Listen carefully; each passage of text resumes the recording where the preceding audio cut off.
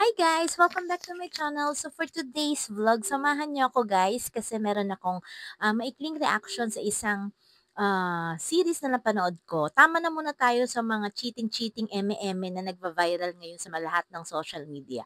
Although itong sasabihin ko sa inyo na series na bibigyan ko ng reaction at syempre ng feedback, relate ng konti sa pagkakaroon ng cheater na asawa. So, ang title ng series na napanood ko na nagustuhan ko rin naman talaga, ito yung Doctor Cha.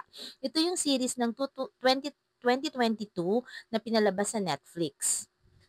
So, yun nga guys, yung Doctor Cha, I stand corrected. Bali, pinalabas pala siya ng 2023 June sa Netflix. Then, meron siyang 16 episodes. Bali, ang story kasi nito, si Doctor Cha, isa siyang plain housewife lang dati. Tapos, naging ano siya, nagkaroon siya ng sakit sa liver. And then, nung nabigyan siya ng second life, sabi niya sa sarili niya, gagawin niya na yung mga magpapasaya sa kanya at gusto niya na maging better person. Kasi nga, you live only once, 'di ba? So, ang ginawa niya, nag-aral uli siya, tapos nag-exam siya, then hindi niya alam na yung kanyang asawa na doktor din, do sa ire-residency niya na hospital, meron na palang iba ding, what do you call that, ibang ibang babae, cheater in other words So yun yung asawa niya. So yung asawa niya din magaling na surgeon doon. Tapos yung pinakababae din ng kanyang asawa doctor din doon. Actually guys, ang pinaka-story kasi nun, bago dumating si Dr. Cha sa buhay ng kanyang asawa na si Dr. So, meron na tong first love. Tapos accidentally nabuntis lang siya ni Doctor So, and then nagbunga, siyempre pinanugutan siya, tapos yung first love niya umalis na. And then nagkita uli sila sa Chicago, and then after that, may nangyari at yun, nagtuloy uli yung kanilang infidelity, 'di ba? So, after that, nagtuloy or nag-start ng kanilang infidelity. So, nagtuloy-tuloy na siya, guys. Nagkaroon sila ng anak. So, madi-discover lahat yun ni Doctor Cha. Then, after that, nag-file din si Doctor Cha ng kanyang divorce sa asawa niya. So, ayun na nga guys, sorry, ang daming commercial.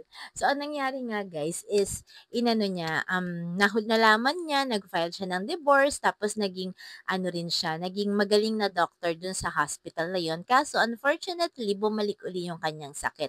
So, so forth na yan. So, kayo na ang bahalang magtuloy-tuloy kung ano ang nangyari sa storya ng Dr. Cha. Maganda siya guys, for me. And then, most especially, kabaliktaran siya nung mga nagva-viral ngayon na na asawa na nahuli ang kanilang mister na nagloloko. Siya kasi, sinarili niya 'to, hindi siya naglagay sa public, hindi siya kung ano-anong ginawa niya. Kasi siguro inisip niya rin yung kahihiyan ng kanyang mga anak, kahihiyan ng sarili niya, 'di ba? Ako guys, I have nothing against kung gano'n yung naging way ng nagva-viral ngayon na couple na nahuli ng asawa niya na public or nag-live pa during, what you call that, during argument nila or during the time na nahuli niya. Talagang nandun yung, syempre masakit, betrayal yan eh. Ako naranasan ko yan. Alam na alam ko ang feeling niyan guys kasi ako mismo naranasan ko na niloko ako, na nahuli ko, and then at the same time, kapapanganak ko lang ng after 2 weeks nung nalaman ko yun. So, 'di ba, nasaan naman ang postpartum? Postpartum was waving that time, 'di ba? So, naram ko yun, alam na alam ko. Pero ako kasi, I chose to fix it silently, privately, sa sarili ko lang. Kasi alam ko, at the end of the day, ang magbe-benefit ng mga actions ko, yung anak ko, 'di ba? Yung mga consequences na pwedeng mangyari, yung anak ko. So, hindi ko sinasabing mali yung ginawa ni Meiko. Si Meiko is the one who's viral right now, 'di ba? So, sa kanya yun eh. It's her own life and then own way niya yun na para ma-process lahat.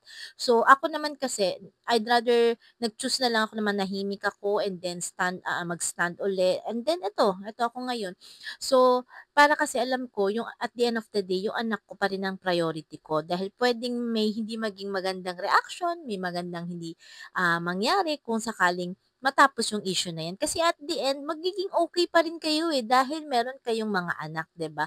May nagbubuklod pa rin sa inyo, although hiwalay na kayo. So, kung ano man yung mga magiging ways natin pag nandiyan na tayo sa betrayal or naranasan natin na binebetray tayo ng partner man natin, kaibigan natin, ng mga tao sa paligid natin, ang lagi nating isipin yung mga consequences na pwedeng mangyari. Hindi lang yung consequence para sa sarili mo, consequence syempre ng mga taong malalapit sa'yo at kung sakasakaling may anak ka, isipin mo ano ang puwedeng maging lagay ng anak mo kapag ginawa mo yun in public or in private man lamang. So ayan guys, sana I hope, sa naging reactions and feedbacks ko ngayon meron kayong natutunan and syempre I respect sa lahat ng mga kung ano yung mga ginagawa natin or kung ano man yung mga ways natin para maka-move on or para mailabas natin yung mga nararamdaman natin. So again guys, if you want na mapanood pa rin yung Doctor Chan na related sa aking mga pinagsasabi ngayon, don't forget manood po kayo, napalabas pa rin siya sa Netflix. And don't forget guys to subscribe, like, and share my video. Bye guys!